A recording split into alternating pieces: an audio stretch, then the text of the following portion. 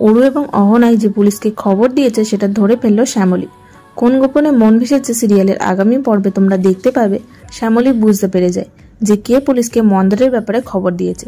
সে অরুণব এবং অহনাকে direct charge করে। সে বলে এই বাড়ির লোক ছাড়া আর কেউ বা পুলিশকে খবর দেবে, আর এই বাড়িতে এমন 3 জনই আছে যারা এটা করতে পারে। এরপর শ্যামলী অরুকে বলে পুলিশকে সে খবর কেন দিয়েছে, মন্দার তো কারো ক্ষতি করেনি।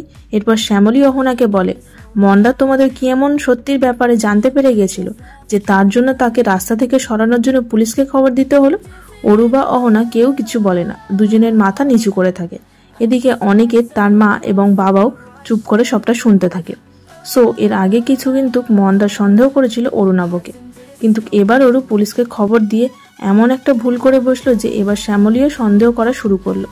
তো কি মনে হয় এইভাবে আর কতদিন শ্যামলীও মন্দারের হাত থেকে বাঁচতে পারবে? অবশ্যই জানিও কমেন্ট করে। দেখুন কোন গোপনে মন ভেসেছে সোম থেকে শনি রাত 8:30টায় শুধুমাত্র জি বাংলায়।